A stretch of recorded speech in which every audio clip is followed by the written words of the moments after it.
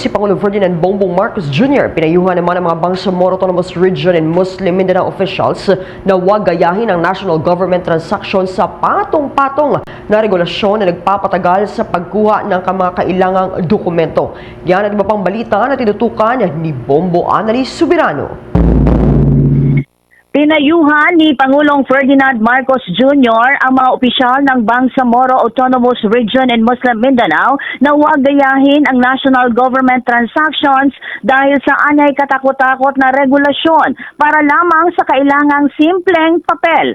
Nasabi ito ng Presidente nang mabanggit sa kanyang talumpati sa opening ceremony ng ika-7 Bangsamoro Foundation Day sa Cotabato City kahapon patungkol sa investment. Ayon sa Pangulo, ease of doing business ang hinahanap ng mga negosyante kung saan madaling magbukas ng korporasyon, madaling mag-register at hindi masyadong mahal ang mga permit. Kaya payo ng Pangulo sa Bangsamoro government, huwag gayahin ang nangyari sa pambansang gobyerno na anyay patong-patong ang patakaran na minsan ay inaabot pa ng 3 taon bago maibigay ang isang simpleng papel na kailangang kunin sa isang transaksyon. Pakinggan natin si Pangulong Ferdinand Marcos Jr. Gayahin yung nangyari sa national government na patong-patong ng regulation, 3 taon bago mabigay yung papel na napakasimple lang na bagay. And that is your opportunity.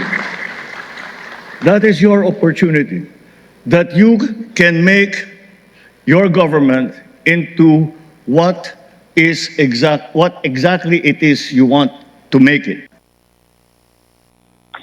Samantala, sa ibang balita, walang plano si Palace Press Officer Undersecretary Claire Castro na magtungo sa Balayan, Batangas para sa kasong libel na isinampa laban sa kanya ni Congressman Leandro Leviste.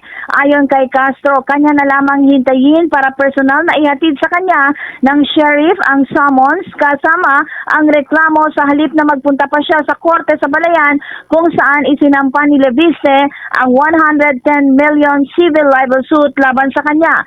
Sa ngayon, hindi pa natatanggap ni Castro ang reklamo at maaaring hindi pa na-raffle kung anong branch ng korte ang hahawak nito. Kaugnay nito ay walaan niyang advice sa kanya ang Pangulo kaugnay ng reklamong inihain ng kongresista. Sinabi ni Castro, personal kasi niya ito na kinakaharap niyang usaping legal at walang kinalaman sa kanyang tungkulin bilang Palace Press Officer. Pakinggan natin si Yusek Claire Castro. Just wait for the sheriff to serve the summons to me personally.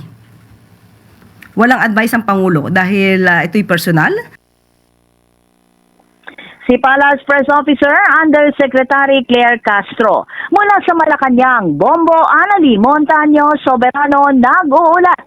And this is Bombo Radio Philippines, the #1 and most trusted source of news and information. Basta Radio, Bombo! For the most trusted source of news and information, visit our website at www.bomboradio.com. Follow us on Bombo Radio mobile app, Facebook, YouTube, TikTok, and X, formerly Twitter.